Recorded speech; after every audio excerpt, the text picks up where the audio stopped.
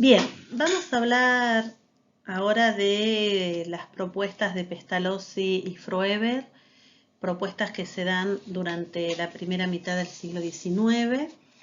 En el video anterior ustedes van a poder ver, escuchar, trabajar y con la lectura de Bianchi todo lo que es el contexto, sobre todo de la primera mitad del siglo XIX.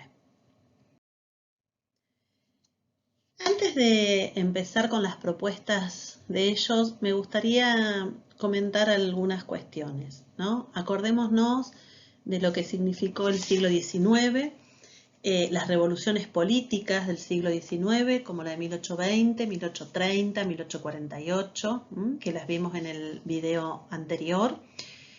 El contexto, ¿sí?, sobre lo que estaba sucediendo en la Europa de esa primera mitad del siglo. Recuerden que habíamos dicho que tras la caída de Napoleón, el Congreso de Viena en 1815 propone la conformación de la Santa Alianza con la unión de los monarcas absolutistas en defensa de los principios religiosos y políticos, contra los ataques, ¿no?, de la ola liberal que estaba reemergiendo. De este modo, ante la Restauración, recuerden el periodo de la Restauración, se polarizan los liberales que aspiran a imponer los principios revolucionarios y, por el otro lado, se complejiza con todos los que son los movimientos nacionalistas que van a surgir en aquellos países que se sentían oprimidos, sobre todo por la forma en que se había, o que el Congreso de Viena había repartido el territorio, ¿no? En algunos territorios el liberalismo confluye con el nacionalismo, ya que para lograr los procesos de unificación nacional, habíamos visto el caso de la unificación italiana y el caso de Alemania, era necesario expulsar a las monarquías extranjeras y liberarse de alguna manera de estos poderes autocráticos que dominaban. Ya recordamos lo que va a ser el liberalismo, no voy a volver a plantear sobre esto, pero el liberalismo sí voy a decir que en algunos lugares se fue combinando con otras tradiciones intelectuales, como por ejemplo el rechazo al racionalismo analítico y la exaltación, dicen, de la intuición. Por el otro lado, el rechazo a las viejas tradiciones y sobre todo a las tradiciones medievales, que se fueron transformando de alguna manera en lo que va a dar origen a este movimiento romántico. Para ello, nosotros hablamos o planteamos una cita de Casulo sobre qué es el romanticismo. Pero antes de esto, cuando uno lea Bianchi, uno va a poder plantear las distinciones con las propuestas, ¿no? Habíamos dicho políticas de esta primera mitad del siglo XIX. Las propuestas políticas de esta primera mitad del siglo XIX van a ser las propuestas liberales, las propuestas conservadoras y las propuestas nacionalistas. Y frente al avance, ¿no?, y al avasallamiento de lo que significó la Ilustración, ¿no?, en la Francia del siglo XVIII, se va a responder o se le responde con dos movimientos. Uno que va a ser el movimiento del romanticismo y otro el neohumanismo.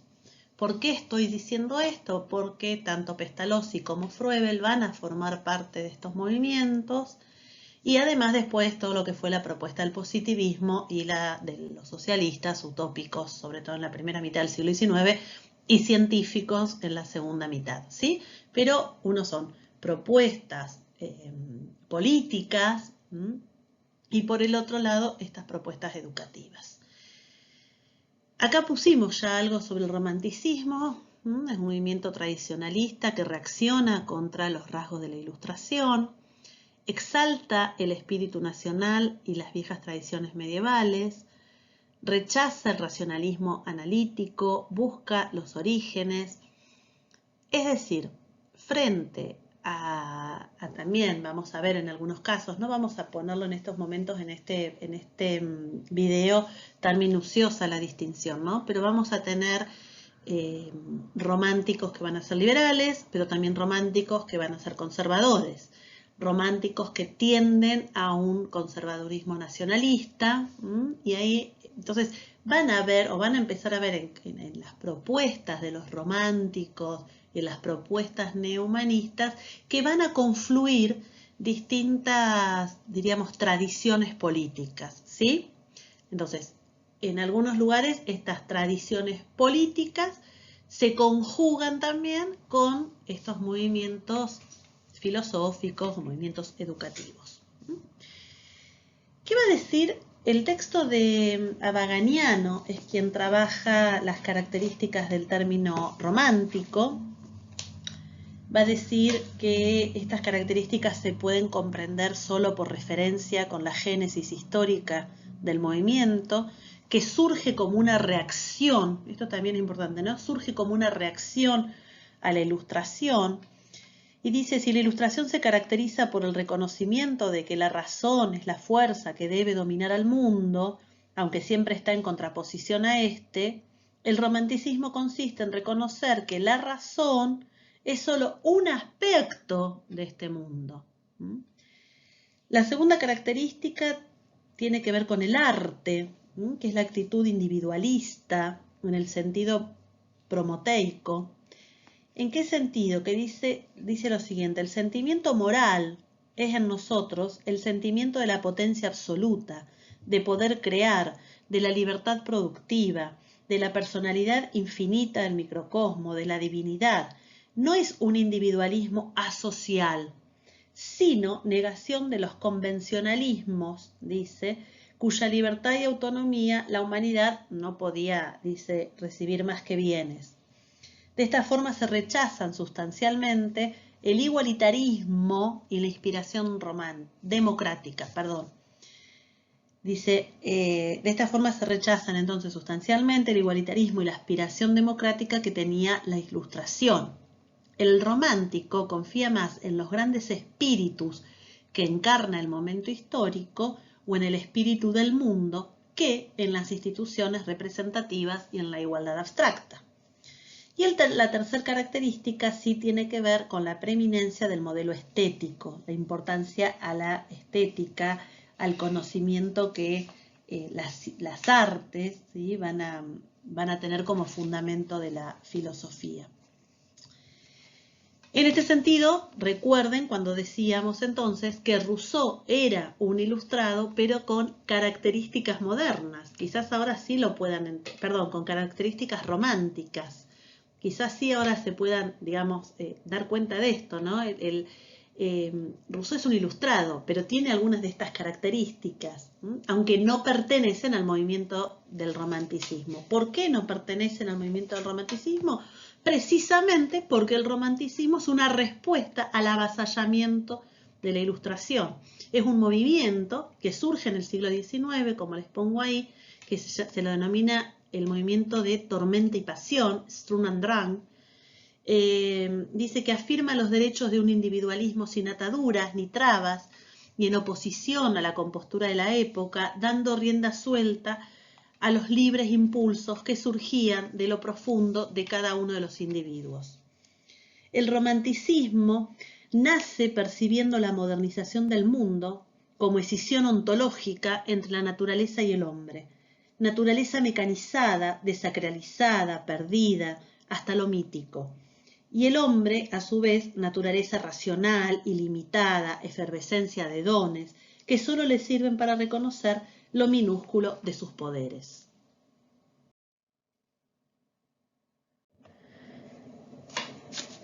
Decir esto entonces es también encontrarnos con este otro movimiento, que es el movimiento neumanista, del neumanismo alemán. Para la Mana, ¿sí?, el tránsito del iluminismo al romanticismo, ¿sí?, es lo que se denomina neumanismo. Sus características, dicen, más sobresalientes de este neumanismo tienen que ver con la acentuación del amor por la historia, como expresión del proceso de formación de la humanidad en su pasado, por la exaltación del arte y las actividades estéticas, como la expresión de la vida y de la naturaleza humana, en su esencia más íntima.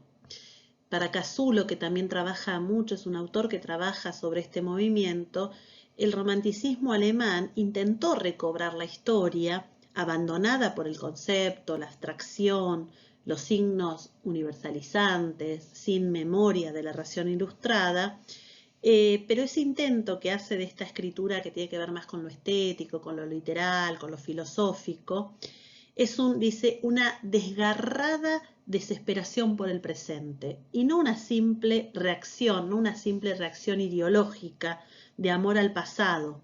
Él está muy en contra de aquellos que plantean tanto el romanticismo como el neumanismo, como aquellos movimientos, dice, donde hay, o se los considera como aquellos que únicamente quieren volver al pasado porque idealizan ese pasado, porque aman el pasado, ¿no? Sino que, como él dice, y a mí me parece muy significativo, ¿no? Esa desgarrada desesperación por el presente, esa desgarrada desesperación por la ilustración que venía, ¿sí?, avasallando. Otra de las características de este movimiento, como ponemos acá, es desarrollar en el individuo la humanidad, la conciencia, el amor, la reflexión y la concentración sobre las ideas de verdad, de bien, de belleza, la esencia del hombre, ¿no? Este hombre que además es universal, es eterno. Se plantea la individualidad del niño, la enseñanza de las lenguas clásicas, entre ellas, por ejemplo, el griego, la educación como un proceso de autoafirmación, conforme a las leyes propias de la naturaleza, lo que de alguna manera se plantea como la educación del espíritu, van a decir. En este contexto es en el cual nosotros vamos a incluir la propuesta de Pestalozzi y de Froebel. Bueno, vamos a hablar de Juan Enrique Pestalozzi. Como siempre saben, me gusta poner la fecha de su nacimiento y muerte para que ustedes lo puedan contextualizar. Es suizo. Bueno, acá hay dos imágenes. Después vamos a trabajar sobre Neuhof, que es la granja nueva que él va a crear, y el Instituto Iberdum. Después vamos a detenernos. Me parecían dos imágenes que eran interesantes. Hay un texto que es el texto de Historia de la Pedagogía de Konstantinov, que hace una breve síntesis de la biografía de Pestalozzi, y me parece interesante como para también ubicarlo, ¿no? Su padre muere siendo él muy pequeño, fue educado por su madre, dice, y por una servidora fiel, que era una simple campesina. Durante sus vacaciones en la aldea, en casa de su abuelo, Pestalozzi conoce de cerca la difícil situación de los campesinos y desde edad temprana sintió una profunda compasión por el pueblo. Pestalozzi recibe educación primero en la escuela primaria y más tarde en una escuela media latina.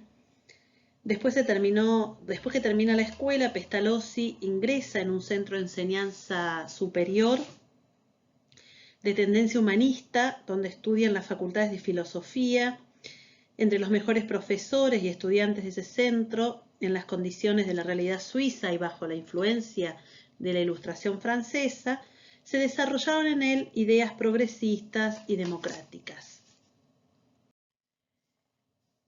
Entre otros exponentes en materia educativa, en el caso de Pestalozzi, gira en torno a desarrollar en el individuo el sentimiento de humanidad, ¿no? Como bien decíamos, de los neumanistas y románticos, es decir, esta conciencia y el amor como aquellos valores más humanos, más exaltados del hombre, sienta las bases para la creación de instituciones educativas que pensaran, ¿sí?, en los sectores populares y pensaran también en una educación integral.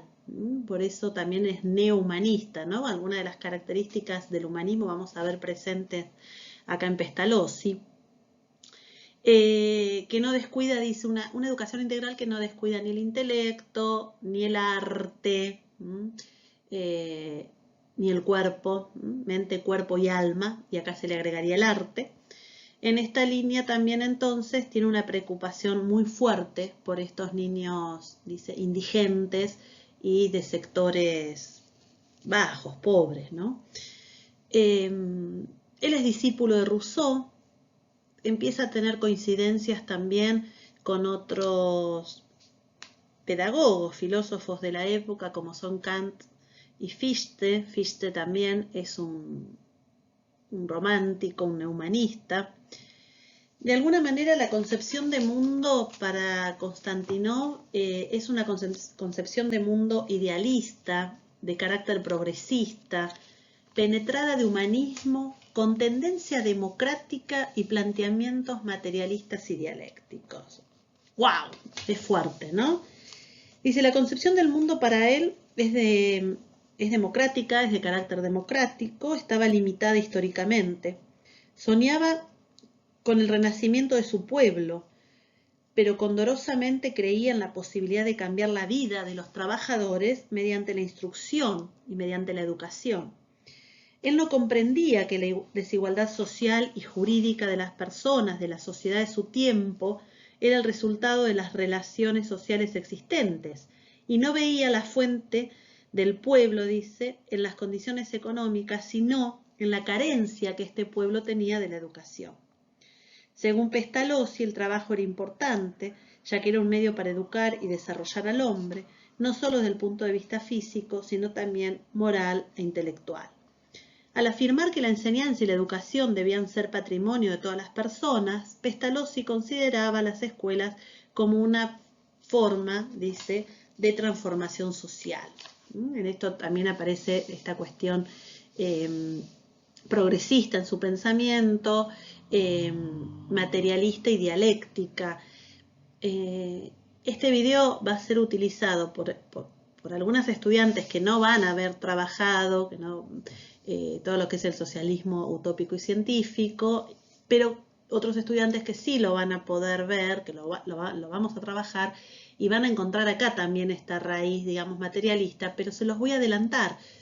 Para ambos grupos, digamos, vamos a decir que es la caracterización de lo que se denominó educación y trabajo. Característica además que nosotros vamos a encontrar en los socialistas utópicos y por supuesto luego en Marx, ¿sí?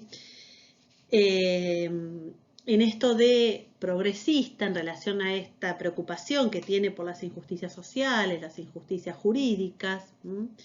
La importancia que le otorga a la educación popular, ¿sí? Sostenía que los niños no debían separarse de sus padres en los primeros años y se le confiaba entonces, él confiaba en los padres como aquellos que primero eran los que le iban a dar educación a sus hijos. Por lo tanto, considera a la familia como la célula del organismo social y fuente de educación. Dice, la educación familiar, doméstica, es el punto de partida por ser lo más próximo al hombre. Es precursor de la escuela nueva, ¿sí? Atiende a la higiene, al desarrollo corporal, ¿sí? Fundada en la disciplina del trabajo y en la vida común. Ya la semana que viene ustedes van a ver un video sobre escuela nueva y vamos a empezar y van a entender ahí fundamentalmente cuál es esta característica. Y por el otro lado, una educación en donde se promueve, como dijimos recién, las capacidades del hombre y las fuerzas naturales de este. Cuando Pestalozzi logra, y acá lo pongo, su primera experiencia pedagógica, que denomina Granja Nueva, Neuhof,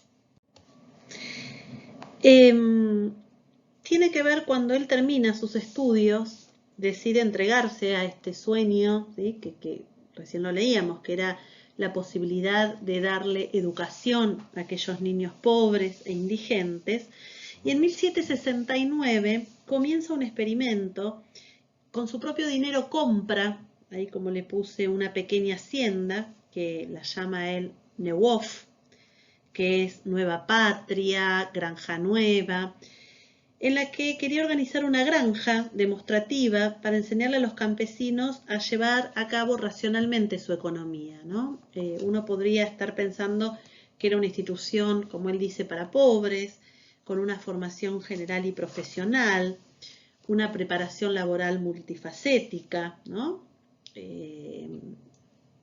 Quería organizar esta granja demostrativa en la cual reúne a 50 niños aproximadamente, entre niños huérfanos y vagabundos.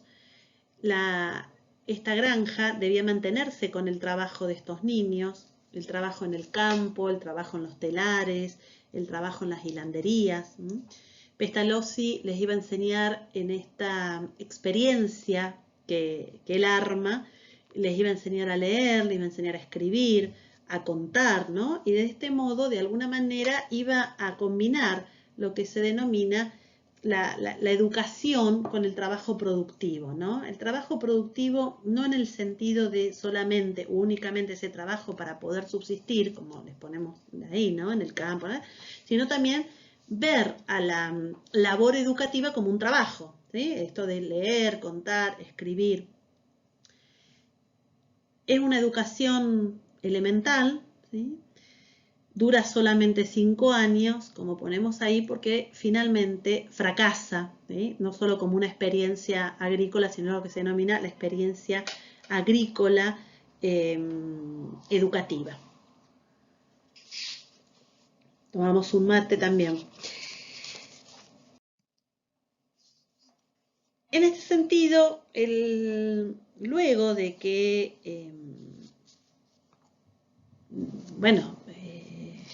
no tiene éxito, ¿no?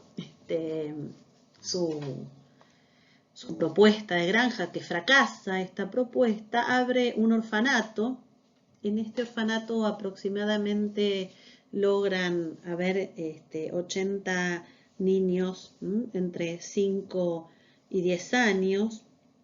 En este orfanato, decíamos que en este orfanato ocupado por 80 niños, no fue apoyada por quienes ostentaban en ese momento el poder político y bueno, llega rápidamente también a la ruina. Dice, los niños en el orfanato tenían que cubrir con su trabajo los gastos del orfanato donde vivían y trabajaban.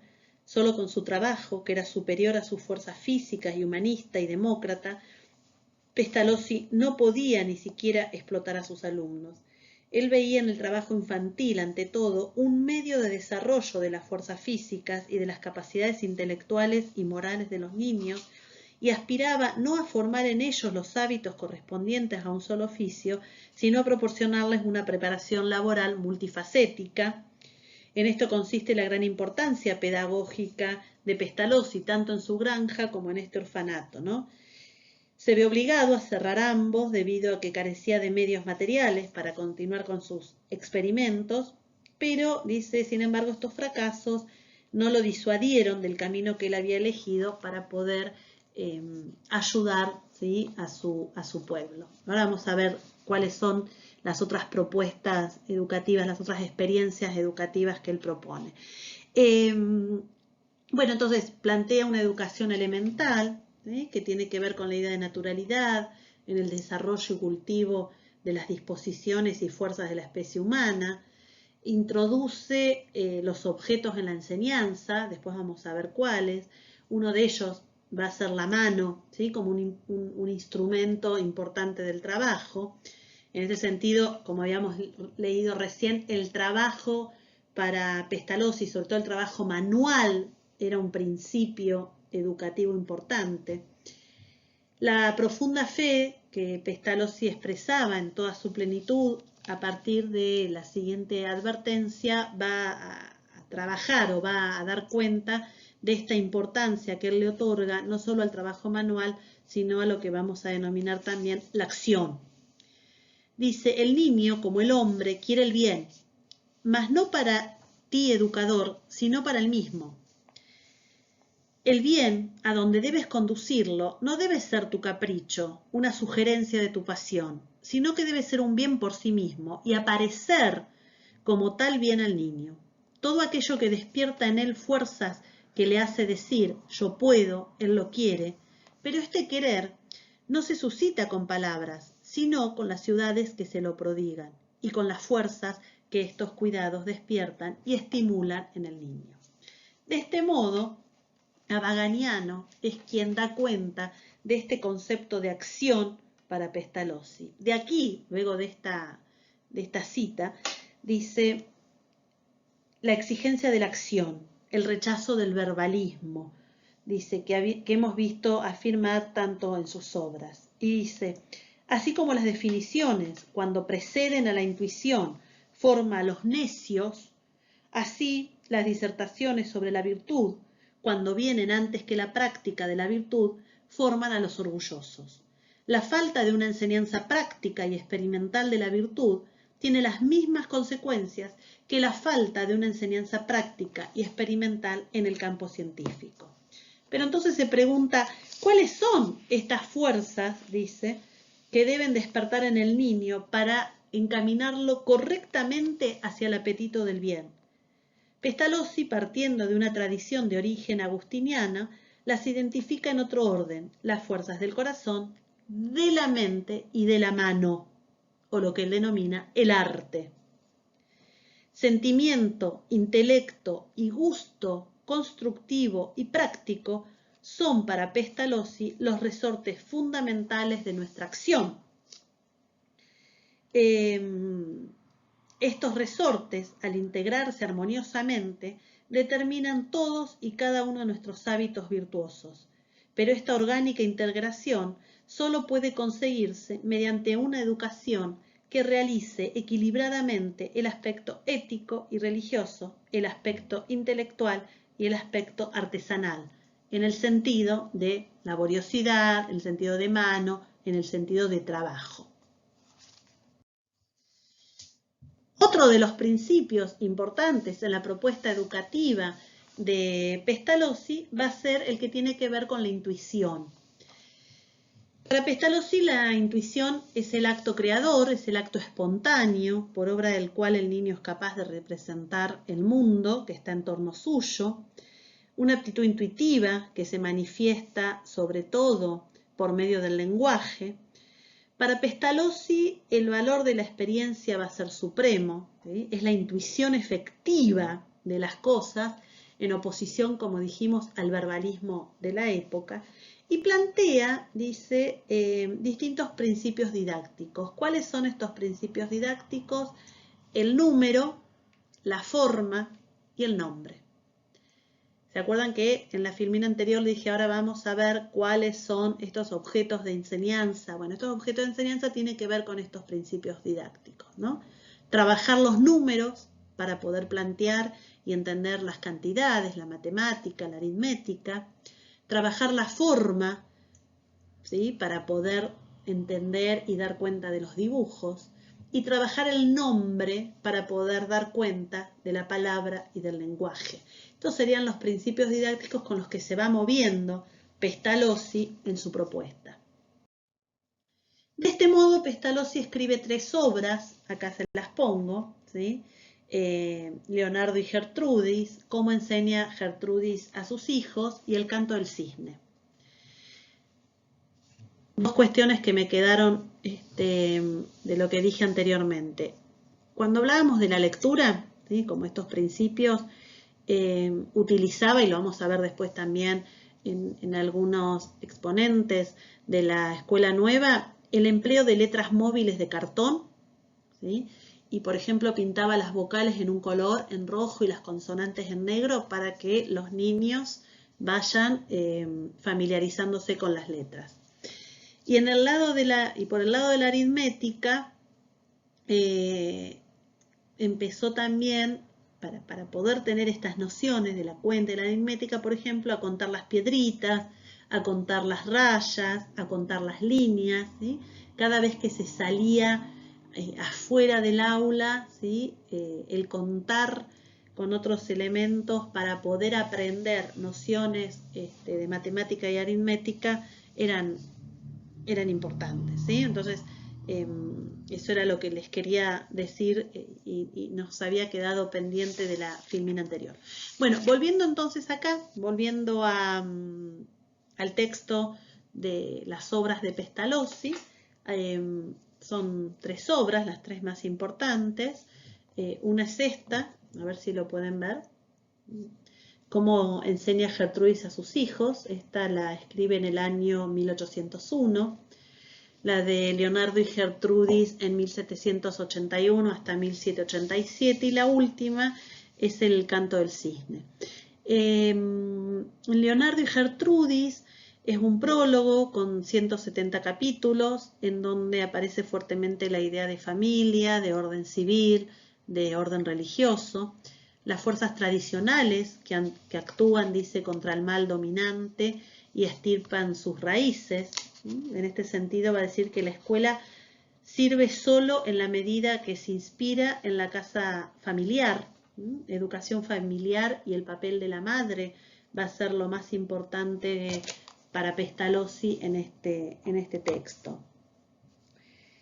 En Abaganiano, ¿sí?, cuando se recurre al texto de Leonardo y Gertrudis, dice, se trataba de una novela pedagógica de carácter popular, la primera en su género. Se describe la vida de una aldea donde la miseria y la ignorancia y la influencia corrupta del podestá Hummel hacen abandonar a los humildes la senda del bien que de otro modo seguirían espontáneamente. Pero una mujer del pueblo llena de fe, de amor, de valentía, que es Gertrudis, que es madre, que es esposa, dotada no solo de una gran energía moral, sino también de un profundo sentido práctico, primero sola, ¿sí?, emprende, y luego con la ayuda del párroco, del castellano, dice, la más apasionada de las luchas por reconquistar al marido Leonardo, extraviado por Hummel y restituido al trabajo y a la familia.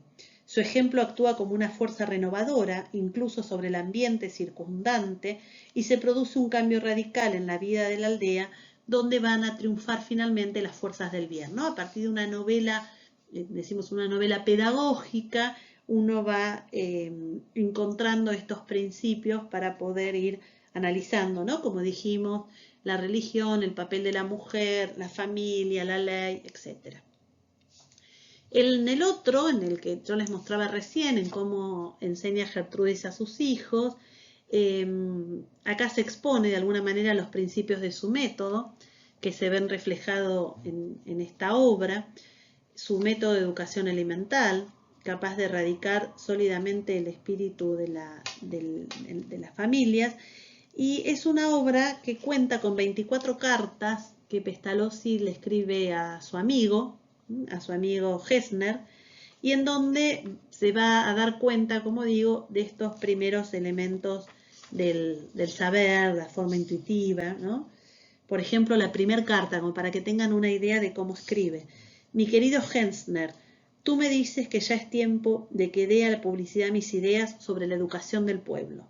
Voy pues a hacerlo y a explicarte del mejor modo que me sea posible en una serie de cartas.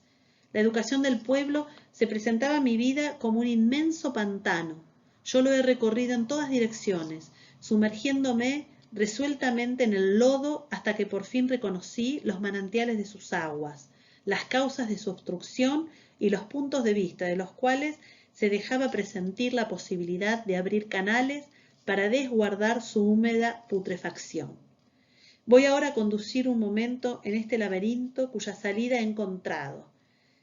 Tiempo de mi adolescencia, de mi corazón. Bueno, y ahí empieza a escribir, ¿no? Todo lo que se ha sumergido él en este pueblo, ¿no? Yo conocía al pueblo como nadie a mi alrededor, la alegría que producía la ganancia del algodón, la riqueza creciente, sus casas blanqueadas de nuevo. Yo veía también su miseria, pero me extraviaba en el vasto cuadro de tantas causas aisladas. Bueno, no vamos a leerlo todo, son más de casi 300 páginas, ¿no? Pero para que ustedes se den cuenta, la idea era para que ustedes puedan ver el tipo de escritura, cómo escribía, sobre qué escribía Pestalozzi, ¿no?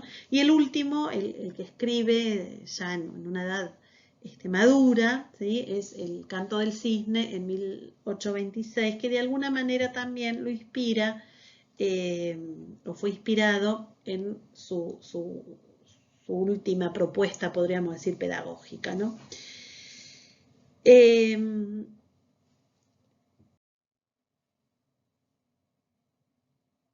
director también del Instituto de Niños Huérfanos y Abandonados, que es una institución en Bertaux, es una escuela media.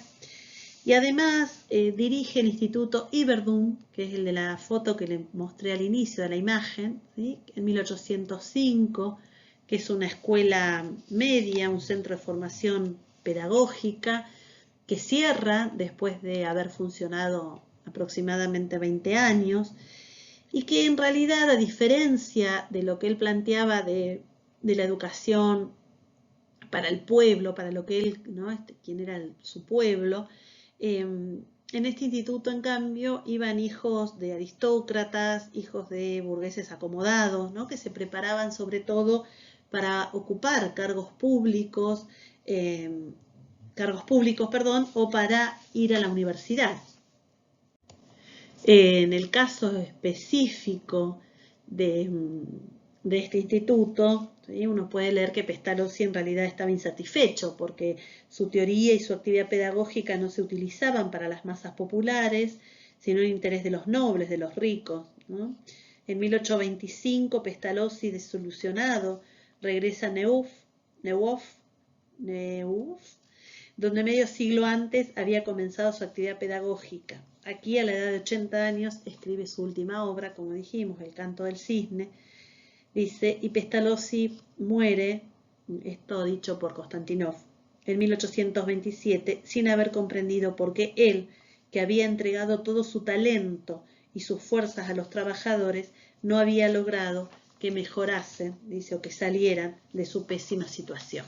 Este era como el corolario, ¿no? de su propuesta. Entonces, ¿cuáles son las características que va a asumir la educación para Pestalozzi? Acá lo ponemos, hay una correlación muy fuerte entre educación y desarrollo del niño, la participación activa del individuo, ¿sí? En el ordenamiento racional, la importancia de la educación doméstica, de la educación escolar, el pensamiento de que la vida educa, ¿sí? Que por sí mismo la vida educa, la fe y el amor que también él imparte desde los principios religiosos fundamentalmente, la importancia de la educación ética y religiosa y la importancia que él le otorga a la humanidad en su conjunto. La teoría entonces de la enseñanza para Pestalozzi va a incluir una educación física para la formación de la personalidad, de las habilidades y de lo laboral, ¿sí? Por eso también hablamos de una educación laboral. Luego también vamos a hablar que la teoría de Pestalozzi incluye lo que se denomina la educación moral, ¿sí? Dice, Pestalozzi señalaba que el objetivo fundamental de la educación es formar un hombre desarrollado armónicamente. Dice, la educación moral en Pestalozzi está estrechamente relacionada con lo religioso, pero al criticar algunos ritos religiosos habla de una religión natural. Él entendía por tal el desarrollo de elevados ritos morales en las personas. Según su experiencia personal, él buscaba a Dios donde las personas se profesaban amor unas a otras.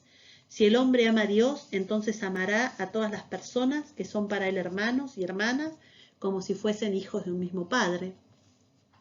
La educación como formadora de la personalidad humana, esto es muy importante, ¿no? Este niño que es educado en la sociedad, por la sociedad, y que esta educación lo va a llevar, por supuesto, a la transformación de un ciudadano útil. Esto va a ser también muy importante para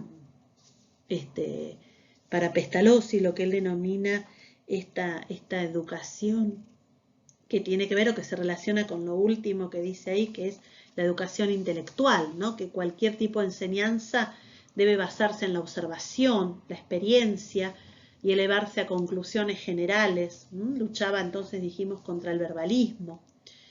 Una educación en donde sea importante la disciplina y la obediencia, una educación religiosa, una educación en el arte, una educación para la acción, como dijimos recién, ¿no? Podríamos decir entonces que fue un destacado teórico de la pedagogía de la burguesía democrática, que llevó a la práctica sus teorías. Se entregó a la educación para los hijos de los pobres, puso de manifiesto el papel de la educación en el desarrollo del niño y señaló la necesidad de llevar a cabo una educación planificada, tanto en la familia como en la escuela. Elaboró la teoría de la enseñanza elemental, que jugó también un papel importante en la lucha contra la enseñanza dogmática y la memorización mecánica, lo que contribuyó al desarrollo también de las escuelas públicas. Y para finalizar, sobre el accionar de Pestalozzi, un libro que vuelvo a traer, que lo van a ver después también cuando trabajemos la escuela nueva, que es este libro, aquí, que es el libro de Mónica Fernández Páez, Historia y Pedagogía de la Educación Inicial en la Argentina. Es un libro que recomiendo, es lo último que salió sobre la historia de la educación inicial en la Argentina. Y cuando habla de Pestalozzi, dice, su legado para la educación fue fundamentalmente la primera infancia, porque dice lo siguiente: Pestalozzi propone un método por el cual el maestro dirige la atención de sus alumnos en 3 puntos. Cuántos objetos y de qué clase se presentan ante sus ojos estos objetos, cómo se muestran estos objetos y cuál es su forma y contorno, cómo se llaman y cómo se representan en un sonido y en una palabra. Pestalozzi aparece como pedagogo y como psicólogo. Lo llama Ferrier. Después vamos a ver cómo lo llama Ferrier. Ferrier es uno de los expositores más importantes de la Escuela Nueva, capaz de comprender la naturaleza infantil y la educación del regazo materno, al mismo tiempo que también le preocupaba la educación que esta madre iba a llevar a cabo. Como dijimos entonces, en su legado, desde la primera infancia en manos de la madre, lo lleva a desplegar sus ideas en varias de sus obras. Destacamos el libro también, ¿no?, del libro de las madres o el directorio que las madres enseñan a sus hijos, que es otra de sus obras. Argumentó a favor de prestar especial atención a la educación corporal. Uno de sus aportes estuvo vinculado con el discurso de la época en relación con la atención de la salud infantil. Propuso estimular el desarrollo de los sentidos a través del ejercicio manual, de la gimnasia y del crecimiento con alegría. Según el pedagogo suizo, Pestalozzi, despertar el interés de los niños y el estímulo constante en la actividad son estrategias claves para la tarea educativa. Esto se logra por la atención de los sentimientos e intuiciones del niño, y no en la imposición. Según él, la facultad de pensar se desarrolla atendiendo a las impresiones morales y del mundo que tenemos. En el pensamiento de Pestalozzi hace al niño hablar. Es preciso antes hacerle comprender, hacerlo oír, hacerlo ver muchas cosas que le agraden y que despierten su interés.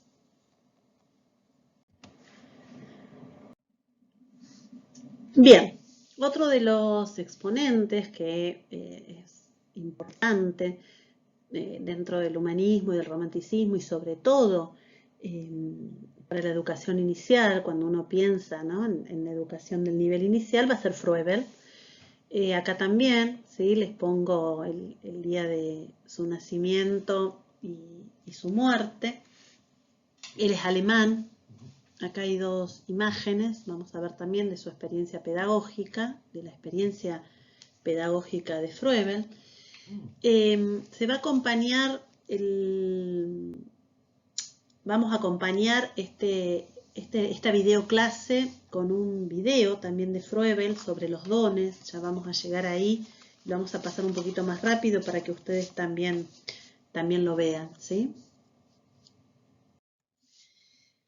Bien, ¿quién fue Froebel? Dijimos que fue alemán, discípulo de Gruner, director de una escuela que seguía la pedagogía de Pestalozzi. De hecho, él conoce a Pestalozzi y se va a vivir un tiempo a Yverdon, ¿sí? Entre 1808 y 1810. Esta estadía, ¿sí?, con Pestalozzi le permite, si bien acercarse a Pestalozzi en algunas propuestas, también a diferenciarse de otros postulados de Pestalozzi, ¿no?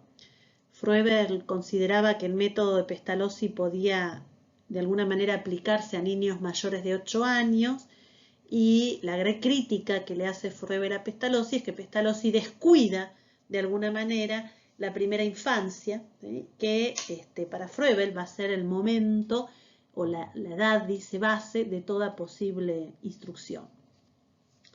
Froebel también es interesante porque tiene contactos también con Fichte y con Krause. Krause, vamos a trabajar todo lo que significó el krausismo, por ejemplo, en América Latina y en Argentina, ¿no?, de la mano de Irigoyen. Ambos coincidieron, tanto Froebel como Krause, ¿no?, que el verdadero fin de la educación era que tenía que ser una educación auténtica y que debía formar al hombre en su totalidad, ¿no?, la importancia de la formación del ser humano, en línea con esta idea de humanidad que se empieza a expandir también en Alemania. ¿Cuáles son las obras más importantes de Froebel? Una de estas obras es La educación del hombre, que escribe en 1826. En este libro se encuentran las concepciones pedagógicas y los fundamentos de su pensamiento. Es una obra inspirada en las ideas fundamentalmente de Krause, en este ideal humano alemán, ¿sí?, que estaba emergiendo. Atendía de alguna manera a la preocupación por la importancia en paridad entre el conocimiento y la acción en el arte, en la ciencia, ¿sí?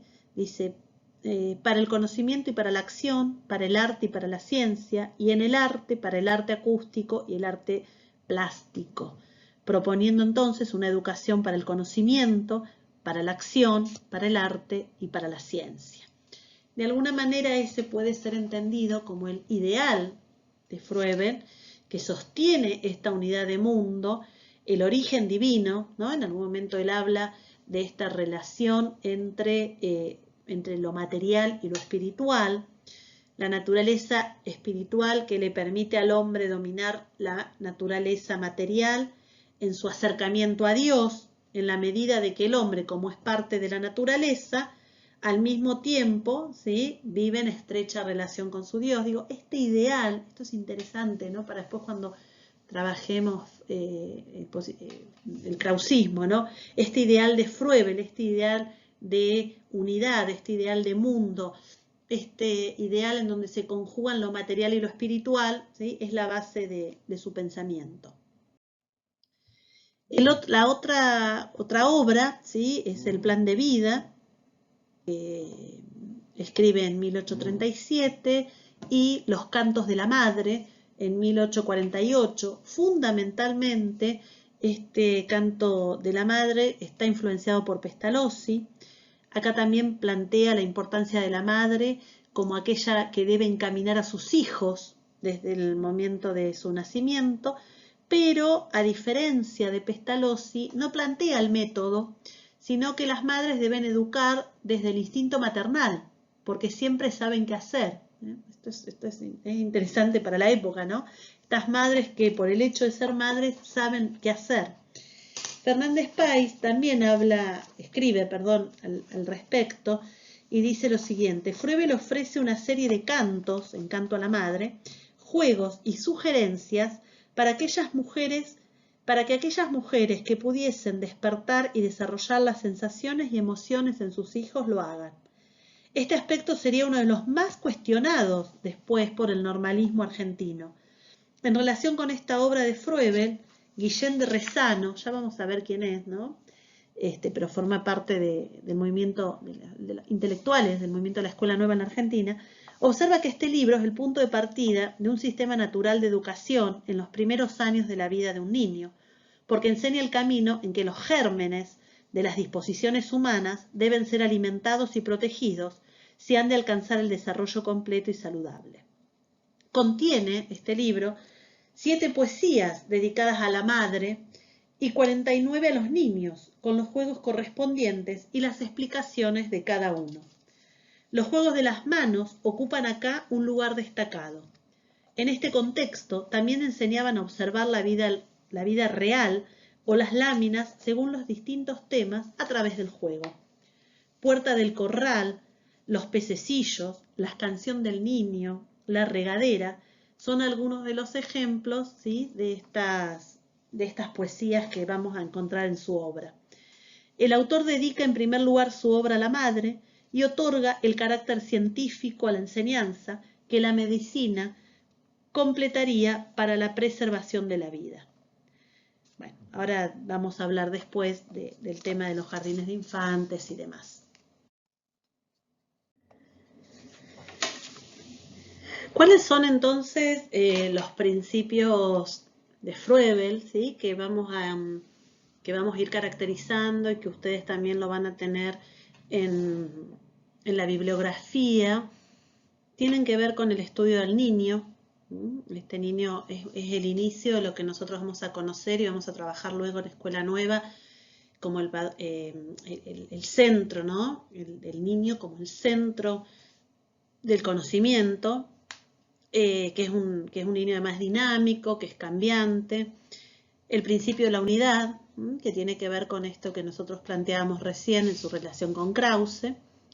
La autoactividad es el proceso educativo fundamental en donde la actividad espontánea, sobre todo, implica el reconocimiento de la naturaleza y la realización de la personalidad de este niño en plena libertad. Entonces, este principio de autoactividad tiene que ver con la actividad espontánea, con el reconocimiento de la naturaleza, la realización de la personalidad, ¿sí?, en plena libertad, ¿no? El concepto de la libertad en su máxima expresión. La educación de las sensaciones y emociones, la teoría de la evolución, la individualidad, la cooperación, el estudio de la naturaleza, el trabajo objetivo, la educación manual. El trabajo manual va a ser importante, sobre todo en los programas escolares y como ejercicio formativo, fundamentalmente, y no para el lucro, ¿no?, del trabajo. Abaganiano en la página 485 va a decir: se debe encaminar al niño al trabajo en forma sencilla y natural. Los jardines de infancia deben disponer de un terreno, un jardín dividido en 2 partes. En uno habrá pequeñas parcelas individuales que cada niño cuidará por sí solo como mejor pueda. En la otra se destinará al trabajo colectivo, donde se estimule el naciente espíritu de colaboración en los pequeños. Froebel nutre una profunda confianza en la bondad de la naturaleza infantil, es decir, en el sentido de que el niño, colocado en situaciones apropiadas, desarrolla inclinaciones activas, espíritu de colaboración, sentimientos afectuosos y una honda sensibilidad religiosa. Dice, es ciertamente una profunda verdad la de que en general es el hombre, el otro hombre, a menudo el mismo hombre que educa y quien vuelve malo por primera vez al niño. Esto que plantea Froebel también viene, ¿no?, de la concepción rusoniana, sobre todo, de esta idealización del niño y de que este niño es bueno por naturaleza y es la sociedad la que lo corrompe. La importancia que se le otorga también al juego. El juego, el valor educativo del juego es muy importante. Dice, los niños desarrollaban su manera de ser única en el juego. El juego es la actividad más pura y espiritual del hombre en esta etapa y al mismo tiempo típico de la vida total del ser humano. Le da por tanto alegría, libertad, satisfacción, descanso interior y exterior, la paz con el mundo. Para Froebel, el juego es el método principal para la educación del niño, debido a que mediante el juego se pueden vivir experiencias naturales, se aprende a partir del juego, pero para esto debe ser guiado y preparado.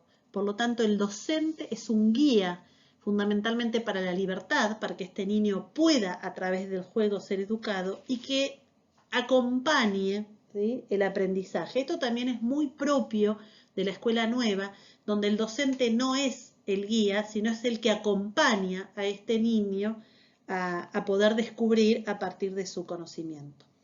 La armonía entre el control y la espontaneidad. Bueno, ahí se me va con mi cara, se me van a enojar los que hacen las clases virtuales y trabajan la virtualidad. La importancia que le otorga a la mujer educadora, ¿no? La importancia de este también maestro, ¿no?, que es como un intermediario entre el alumno y el mundo. El simbolismo y la creación de los kindergarten. Quien va a hablar de estos kindergarten va a ser nuevamente, ¿sí?, Mónica Fernández Páez, que va a decir lo siguiente a partir de esto, ¿no? Dice, los conocidos como principios froelianos, ¿no?, y va nombrando cada uno de estos principios, ¿no? Cuando habla fundamentalmente del kindergarten, dice que estos kindergarten lo que suponen, solamente vamos a decir esto ahora y después lo vamos a seguir trabajando, suponen de alguna manera la enseñanza o sí, la educación en la denominada primera infancia, ¿no? Y de alguna manera estas instituciones van a ser las que primero acerquen a la infancia a los principios froelianos y a los principios educativos. Después, como dije, vamos a volver acá. Froebel también es el padre de lo que se denominan los dones. Ustedes ahí sí van a trabajarlo con el otro video. Van a poder ver qué son los dones. Acá pusimos, los dones son los objetos destinados a despertar en los niños la representación de la forma, el color, el movimiento, la materia, ¿sí? Son objetos. Dice, dicho de otro modo, es el material pedagógico para que los niños se ejerciten desde lo sensorial. Para el aprendizaje la lengua se vale de la forma, de las representaciones de la forma, el sentimiento moral y religioso a través de la conversación, de la poesía, del canto.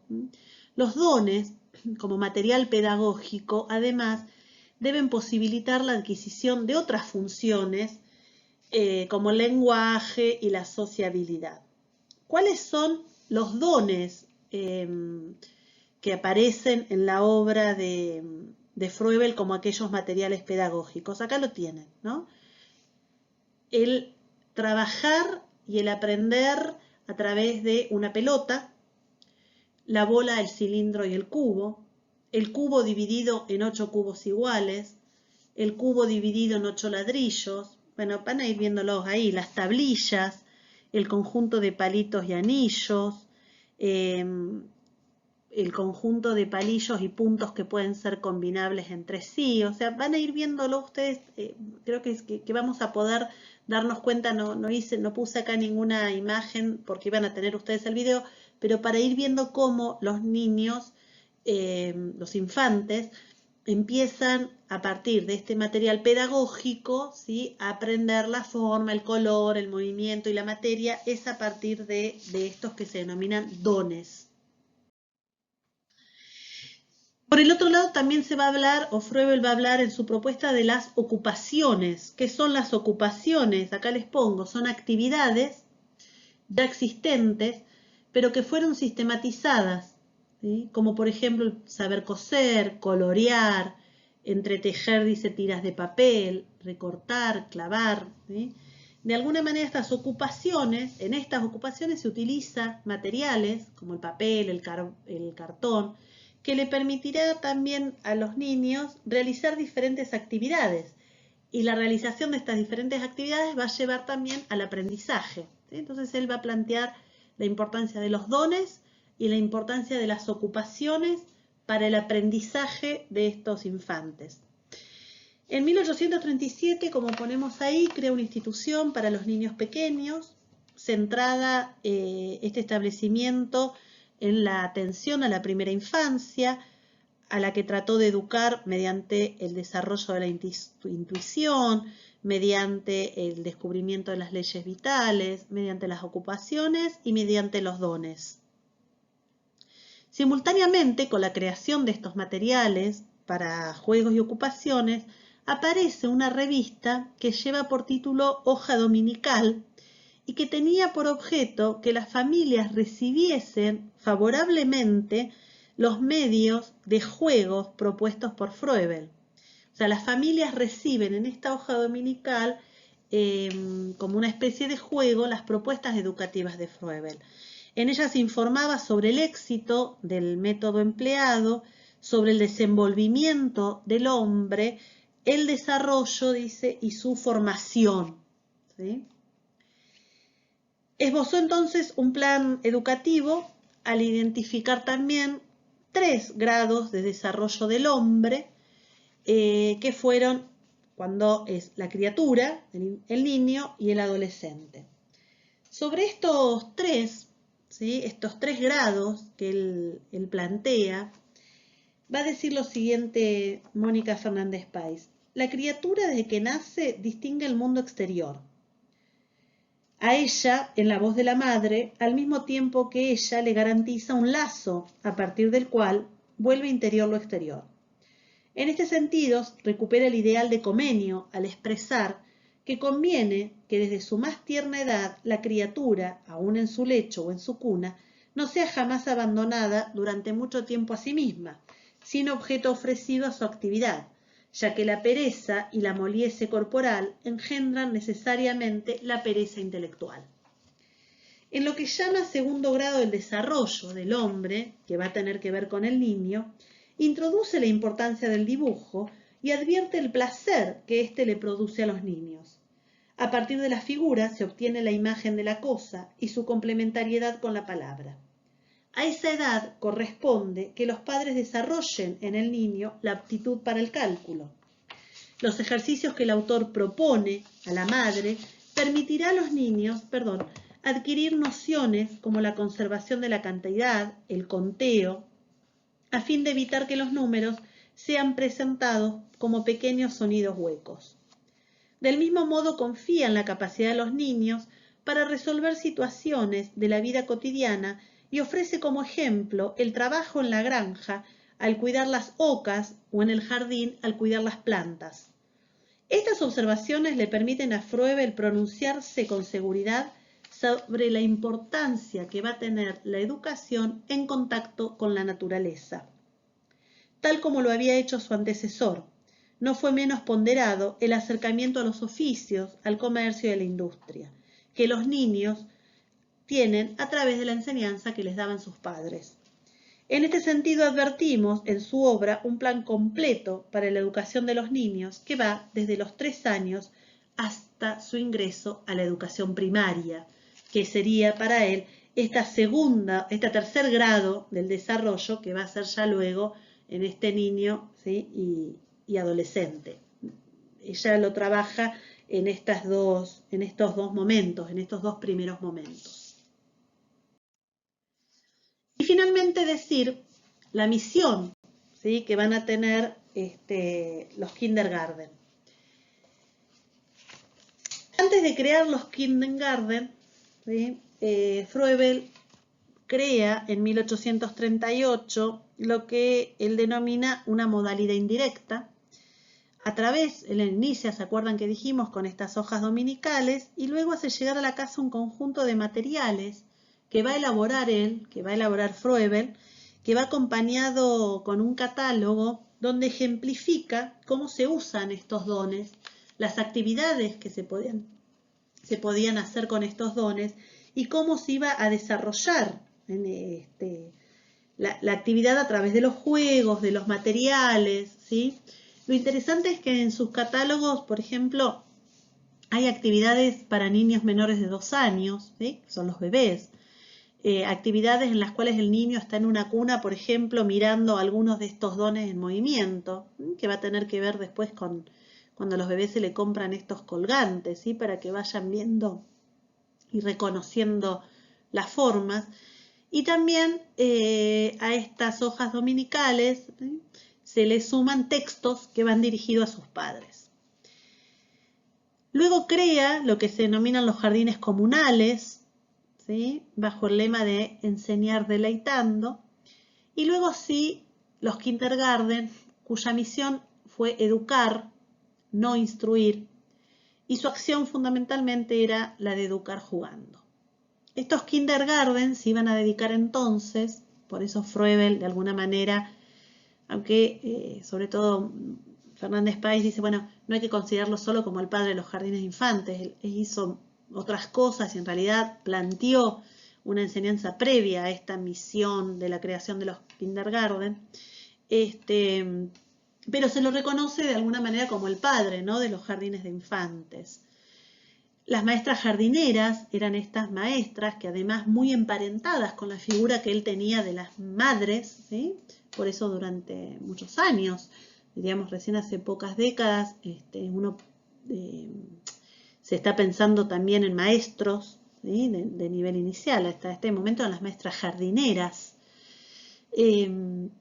cuyo nombre deriva de estos jardines de infantes en un sentido alegórico, ¿no?, porque para él las plantas, los niños eran como estas plantas en constante crecimiento, en constante desarrollo, y estaban al cuidado de estas maestras que estimulaban y hacían todo lo posible para prepararlo como un futuro integrante de la sociedad. Entonces dice, cuidar a los niños como el jardinero cuida el crecimiento de las flores de su jardín.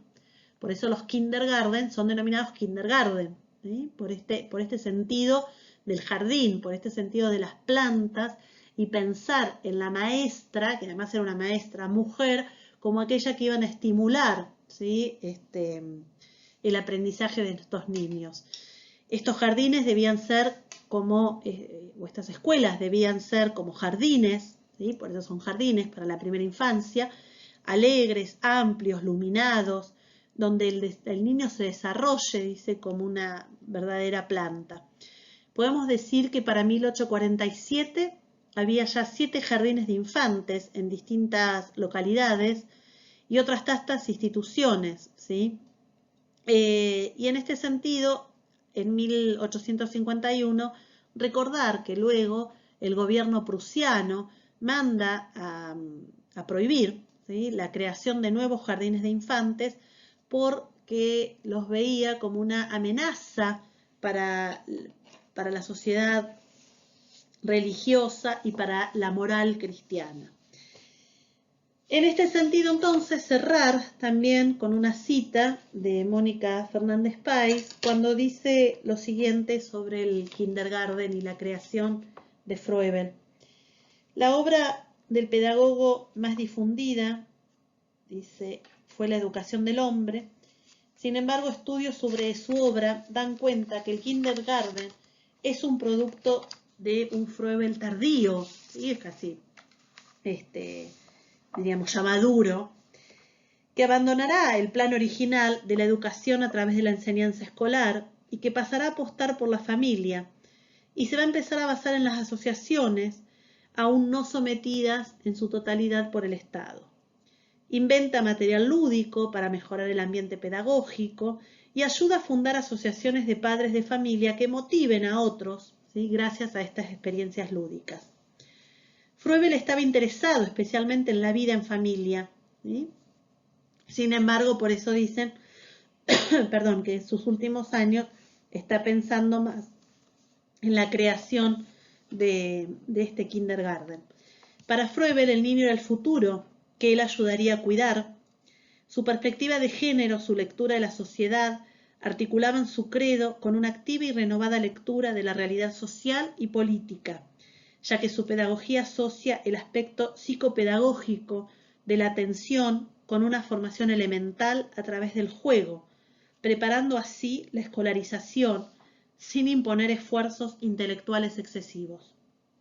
El programa de Froebel se inspira en la teoría neumanista de la educación. Se trata de formar seres humanos y no ciudadanos útiles. La individualidad permitirá entonces al niño profundizar el contacto con la esencia divina de la naturaleza sin perder de vista los valores de la cooperación. En síntesis, mirar los jardines de infantes en el presente nos obliga a rastrear estos ideales que conjugan una profunda espiritualidad con los avances de la ciencia y que a la vez son producto de un tiempo determinado.